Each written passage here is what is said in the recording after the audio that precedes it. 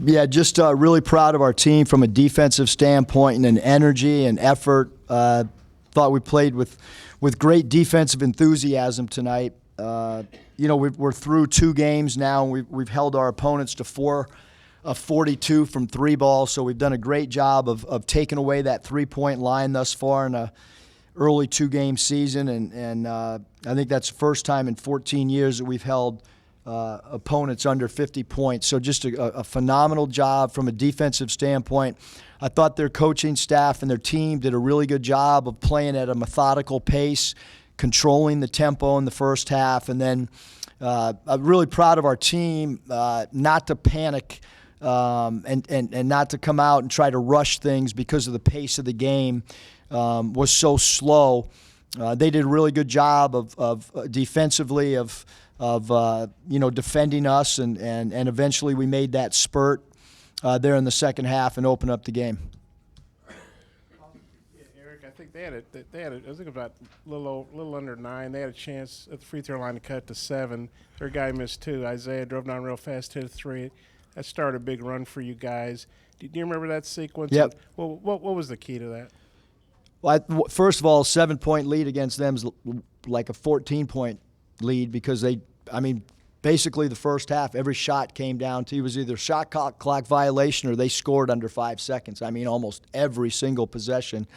But I just thought we did a good job of, again, not panicking and scrambling around, and I thought our defense created a lot of offense for us too. And progress made on the turnovers, only having 10. You talked about it was a grind game, that junk defense they threw out to start it, but Jimmy Witt looks like he likes a grind game, backing guys down, those little turnarounds. Talk about him helping you guys. You said you stayed patient, finding ways to score and keep the lead. Yeah, I thought, Kevin, that because of them jumping out on our shooters, we need to do a better job of flashing to the ball, which we have in the exhibition games and the first game even, of getting cheap layups when people jump out and jump switch, so to speak. Having said that, we just kind of put the ball in Jimmy's hands and kind of let him back down a little bit like Jason Kidd used to do, where we kind of emptied out the whole right side and kind of tried to play him out of the post a little bit and get right in that sweet spot for him, which is 8 to 12 feet. So he got some good clean looks, I thought, and we're going to need him to post up for us. You mentioned holding the first 2 teams to 4 of 42 or whatever it was, 3-point range. What's been the key to that? One of the things that we, every game you've got to have game themes. You got to have some mini goals. We felt like number 55 Draper had a big impact against VCU. He didn't take a shot in 12 minutes. We felt like we wanted to try to attack him.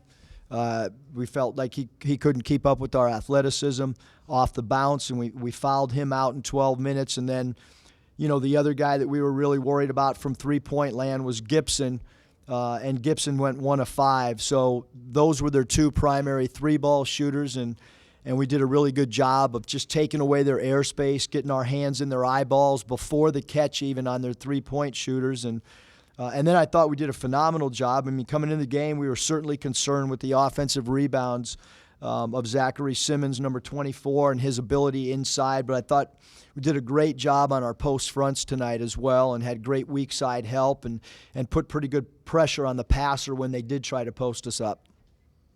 I know it's early, but these guys only lost by 3 at VCU, who's ranked 25th. How good a win is this early on, especially for you? And then also, if you talk about that, what do you think Adria's all-around game? Yeah, we knew coming into the game, like they're a disciplined team. They don't take bad shots. They're well coached. They have good toughness. So we knew the game coming in that this was a quality opponent. They're going to do really well in their league, I would assume. And they played phenomenal against VCU. That's a hard place to play at. Great crowd at VCU. But again, I thought our guys, weathered that first half a little bit, kept their composure. And then Adria, I thought a big key to opening up their defense a little bit was when Adria actually hit that 3. He had his feet set. He didn't get thirsty to take another one, really. I thought that opened up the game a little bit for us when he knocked that one down. He actually did take Sorry, Bob. Why not two? That's 50%. Two, yeah, two's not bad. We'll live with it. Just feel the turnovers compensated for the rebounding as far as the few you had and forcing the ones you got from them. Yeah, I thought, again, our goal, for any really good team is 9 or less turnovers. I mean, that's kind of been a benchmark for us wherever I've coached. Having 10 tonight was, a big-time progress, and now we got to go back and do some more rebounding drills because we took a step backwards on the glass tonight. But we knew with Simmons and his size that rebounding, could be an issue, and so we'll get back to the drawing board on Thursday and work on our rebounding Thursday and Friday. With Mason Jones, both led the team in scoring again. What difference have you seen from them from last year to this year? Those guys have great chemistry on the floor. I know that, there was a lot of talk that one guy would have a good game last year and then the other one wouldn't. And since I've been here, their chemistry's been incredible. Those two guys like playing with each other. Just really proud that Mason just accepted playing the 4 spot. And I think it's helping him and it's helping our team too. He's got a lot of mismatches at that 4 spot. And we're forcing teams to play smaller. Believe it or not, in 2 games now, teams keep matching down with us, which is great. They started 0 for 11 on one possession. Your guards got a couple of block shots. Talk about their willingness to grind on that end, even in a game that's slugging out on both ends, where they're just sticking with it and doing what they got to do.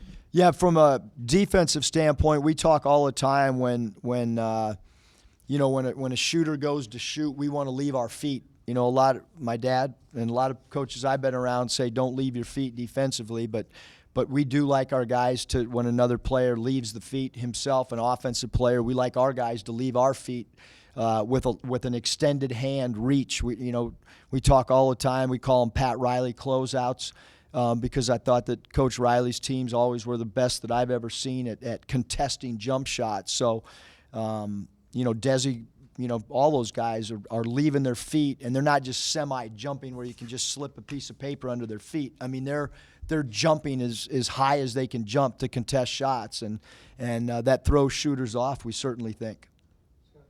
There's a couple of things. Just your thoughts on Adrio's putback dunk, and then on the defensive end, 4 steals tonight, just the lift he's bringing on that end too. Yeah, again, just another player that's playing out of position. Adrio's probably a lot more natural, power forward or 4-man than a 5, but when he plays the 5 spot, now he's got quickness every night over the opponent's 5, and so, there's no use saying what you don't have. It's kind of like, all right, so we got these guys, and now we put them in these positions, and you try to create mismatches. And so he's got to out-quick the center every night, and he's got to sneak around and get steals when they try to throw the ball into the post, and he's got to use his great athleticism. But his dunk obviously brought the crowd to its feet, and I thought our student section was awesome again tonight, and that dunk kind of elevated all of our energy.